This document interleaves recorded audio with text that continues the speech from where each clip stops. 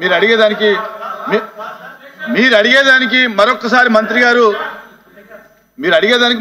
మరొకసారి చెప్తున్నారు. దయచేసి వినండి. మంత్రి గారు చెప్పిన తర్వాత మీరు మాట్లాడండి.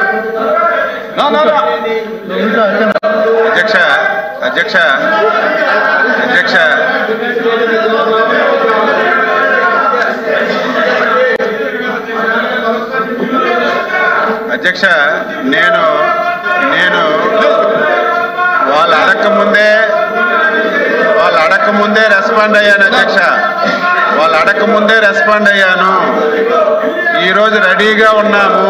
ఈ ఇష్యూ మీద డిస్కస్ చేయడానికి ప్రభుత్వం సిద్ధంగా ఉంది. ప్రభుత్వానికి కూడా అవసరము. యూరియా కానీ వ్యవసాయ ఉత్పత్తుల మీద కానీ ప్రభుత్వం ఏ నిర్ణయాలు తీసుకుంది, ఏ విధంగా ఈ రాష్ట్రంలో రైతులకు ఆదుకుందనే విషయం చెల్లవలసినటువంటి అవసరం ఉంది. కాబట్టి మీకు ముందుగా చెప్పాను అధ్యక్ష, మీరు ఎప్పుడు సమయం ఇస్తప్పుడు చర్చించడానికి డిస్కస్ చేయడానికి ప్రభుత్వం సిద్ధంగా ఉందని మీ ద్వారా సభ్యులకు తెలియజేస్తున్నాను.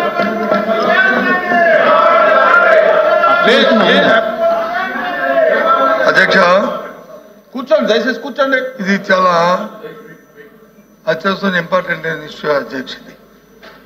ప్రత్యేకమైన పరిస్థితుల్లో మంత్రి గారు ఇప్పుడు మేము తయారుగా ఉంది, ప్రభుత్వం తయారుగా ఉన్నప్పుడు ఇప్పుడు చర్చించవచ్చు కదా.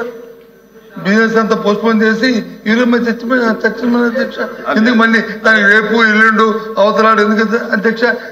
రాష్ట్రంలో రైతాంగం అంతా కూడా ఎదురు చూస్తున్నారు. మాకు యూరియా కావాలి, పంట పండాలి, 10 కాలాల పాటు చల్లగా ఉండాలి అని కోరుకుంటున్నారు. అందుకే మేము అడుగుతున్నాం తప్ప మాకేమీ ప్రత్యేకమైన కాదు. రైతాంగం తరఫున పార్టీగా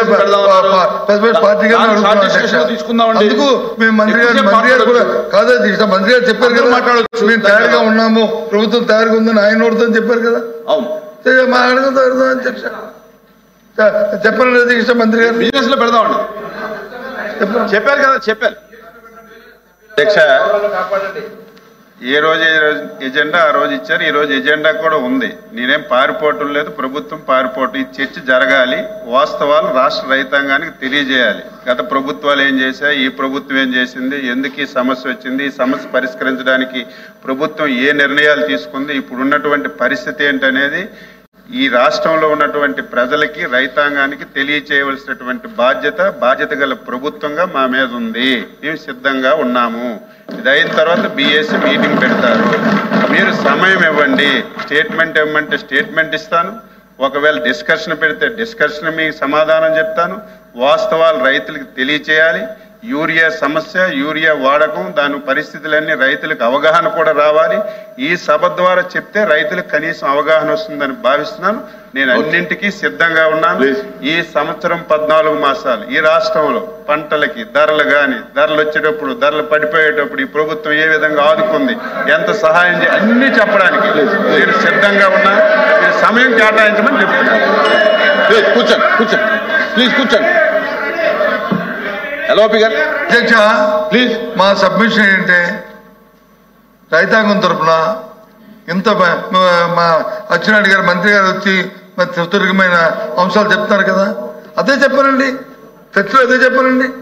మరి ఇంకెందుకు చర్చలో చెప్పానండి? మళ్ళీ రేపటి వరకు ఎందుకు వాయిదా? దేనికి వాయిదా అవసరం ఏంటి? BScలో తీసుకుందాం నిర్ణయం.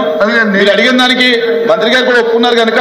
ఎందుకంటే రైతాంగం ఎంతో అత్యవసరమైన సమస్య అధ్యక్ష. ఇది రైతులంతా ఇబ్బంది పడుతున్నారు అధ్యక్ష. బయటని మాకేమీ వ్యక్తిగత అంశం కాదు అధ్యక్ష. ఇది రాజకీయ ఉద్దేశం కాదు అధ్యక్ష. గత 5 సంవత్సరాలు చెప్పాడు కదా, గత 5 సంవత్సరాలు ఎక్కడనే ధర్నాలు జరిగాయి అధ్యక్ష. 5 సంవత్సరాలు ఎక్కడ క్యూలు ఉన్నాయి అధ్యక్ష. 5 సంవత్సరాలు పోలీసు జులుము వచ్చిందా అధ్యక్ష? ఎందుకు వచ్చినప్పుడు ప్రభుత్వం వైఫల్యం పెడదాం. మీరు ఏది కావాలంటే అది పెడదాం. ఉమారెడ్డి గారు ప్లీజ్. ఉమారెడ్డి గారు మా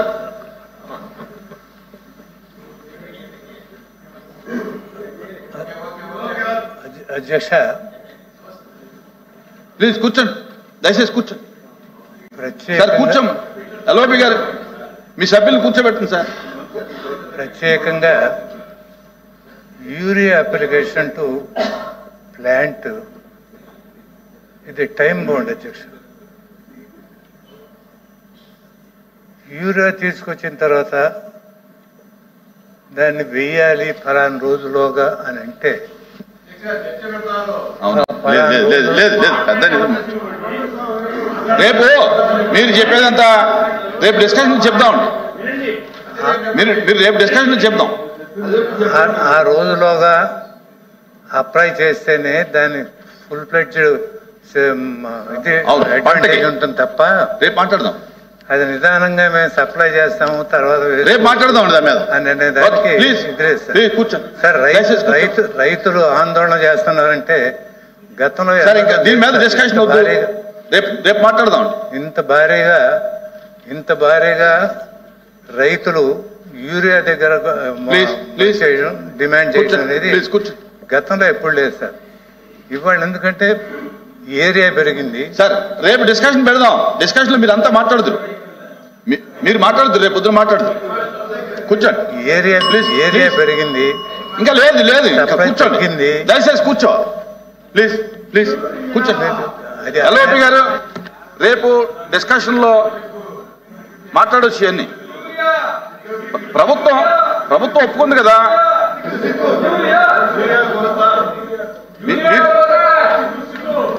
మీకు ఏ ఫార్మాట్ లో కావాలో, షార్ట్ డిస్కషన్ కావాలా, స్టేట్మెంట్ కావాలా ఏంటనేది ప్రభుత్వం సిద్ధంగా చెప్పారు. చర్చ జరగాలి సార్.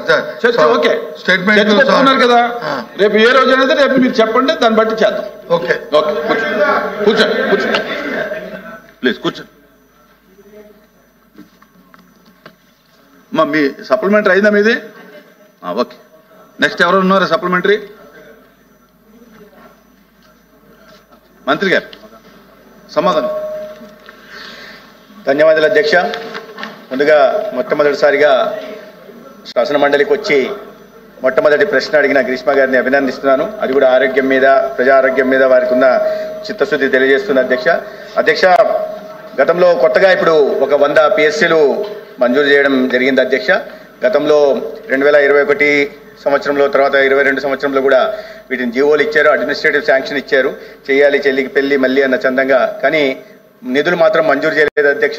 కూటమి ప్రభుత్వం చంద్రబాబు నాయుడు గారి నాయకత్వంలో ఈ 100 PSCలు 88 కొత్త PSCలకి 12 డిలాపిడేట్ స్టేట్ లో ఉంటున్న PSCల భవన నిర్మాణం కోసం కేంద్ర ప్రభుత్వం సహకారంతో 15th ఫైనాన్స్ కమిషన్ కింద, అదేవిధంగా ప్రధానమంత్రి Ayushman Bharat health infrastructure machine కింద 194 కోట్లు మంజూరు చేయడం జరిగింది అధ్యక్ష. దీంట్లో భాగంగా 46 PSCలని R&B, అదేవిధంగా 56 PSCలని APMICDC కూడా నిర్మిస్తున్నాయి అధ్యక్ష. అదేవిధంగా కొన్ని చాలా ఖాళీలు ఉండే అధ్యక్ష. వాటిని ఖాళీలు పూరించడం జరిగింది. అయినప్పటికీ కూడా కొన్ని ఖాళీలు PSCల్లో ఉన్నాయి. వాటిని కూడా పూరించే దిశగా ప్రయత్నాలు చేస్తున్నాం. వివిధ విభాగాల్లో ఇప్పటికీ 2600 ఉద్యోగాల నియామకాలను కూడా చేపట్టడం జరిగింది. అదేవిధంగా 62 ల్యాబ్ టెస్ట్లని, 172 మందుల్ని కూడా ఎటువంటి ఆటంకం, అంతరాయం లేకుండా సమృద్ధిగా ఉంచి సరఫరా చేసే ప్రయత్నం చేస్తున్నాం అధ్యక్ష. అదేవిధంగా మందులు, ఇతరత్ర సర్జికల్స్కి, కన్జ్యూమబుల్స్కి ఏటా ఒక్కొక్క PSCలో 11,71,560 రూపాయలు కూడా ఖర్చు చేయడం జరుగుతుంది. ప్రజా ఆరోగ్య సంరక్షణ ప్రాథమిక బాధ్యతగా కూటమి ప్రభుత్వం చేపట్టింది అధ్యక్ష. అందుకని కింద విలేజ్ హెల్త్ క్లినిక్ల దగ్గర నుంచి, PSCల దగ్గర నుంచి పై స్థాయి దాకా, CSCలు పై స్థాయి దాకా కూడా అన్ని కొరతల్ని పూర్తి చేసి, అదేవిధంగా కావాల్సిన సిబ్బంది నియామకం కూడా చేపట్టి ఆరోగ్య సంరక్షణ బాధ్యతను ప్రభుత్వం తీసుకుంది అధ్యక్ష.